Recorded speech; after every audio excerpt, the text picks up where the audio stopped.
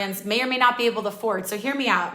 If you never work together and your price is $5,000 and we say 1,000, like, what's going to happen here? It's like, you're going to have to come down in cost. You should if it's our first time, because like, we don't know each other like that. But if it's a prolonged partnership and you have that historical data, like, yeah, but our first collab went really well and I typically charge this and I don't need this gear and shit, like, then you have more negotiating power. But anyway, if you don't want to come down in dollars and you really want to make it work with the brand, but like, they're like, oh, this price is really high, like, what are we going to do about this? You come up in value. I'll throw in an extra video or a series of images or Instagram stories or this or that, or I'll give you permission to use this content. I'll make an extra ad for you that I'll shoot and whatever, but I won't post it on my channels. It's for you to own indefinitely in exchange. Like, there's a million ways you could swing this as well.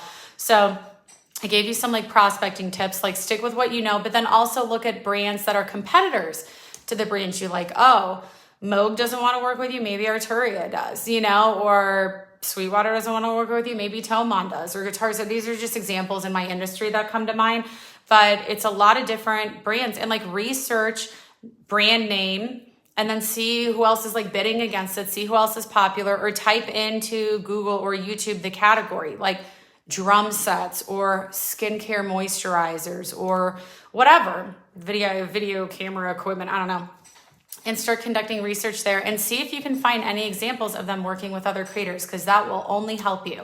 And then there are like templates, like how to reach out initially.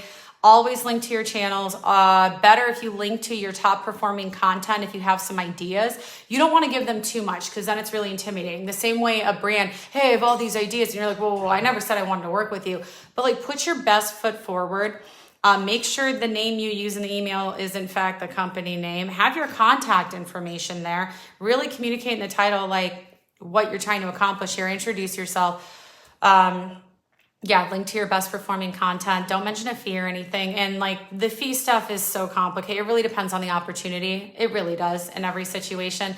But that is how I would start looking for brands, is by what you know, what's similar to what you know. Also joining networks and affiliate programs and seeing if there's any referrals there, because a lot of times creators will join an affiliate program. Let's say it's a music retailer and they're not asking for a product, but the brand all of a sudden needs coverage on a product. Hey, we have this new guitar launching.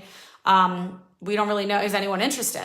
And then all of a sudden you're getting like content ideas or free product or money or more opportunities. So join networks relevant to where you shop, if they have affiliate programs, or influencer networks in the sense of like FameBit, which was acquired by YouTube, Brand Connect, and I don't even know, they have a lot of qualifications, parameters, eligibility restrictions, we'll say that.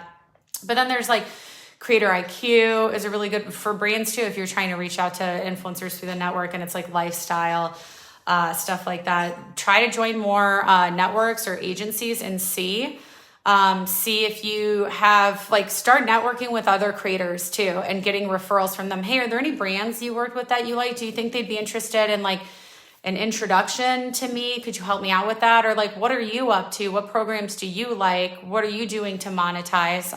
That's a whole separate video, but I would really kind of start with those basic things, and then just trying to attract brands on social when it's a specific topic, using like corresponding hashtags, making sure you're doing best practices. If anyone on here has a YouTube channel, please, if you haven't already, download a free Chrome extension called TubeBuddy.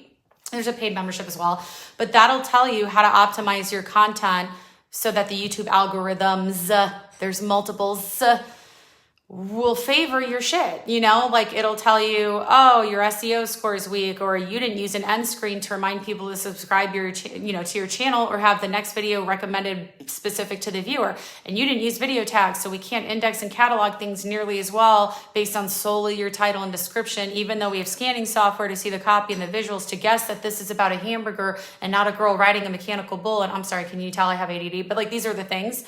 So best practices, yo. Like, comment, pin, all that good shit. Look into that. Subscribe to marketing industry specific stuff for creators, or like the platform. Oh my God, I don't know why creators don't do this. Subscribe to like YouTube news and get emails about their latest updates. I had a creator that I was managing who was struggling a bit on YouTube, but really, really good on TikTok. And YouTube had just rolled out shorts. And they were like, we're trying to compete against these other platforms. And I was like, bro, take your TikTok videos, remove the watermark. You can't have a competing logo in there. They're going to downplay that because they're like, oh, this shit's on our thing. No. And he got millions more followers doing that. So like subscribe to the platforms to get tips that like this exists for brands. Why wouldn't it exist for creators? This is a long video, but hope this was helpful.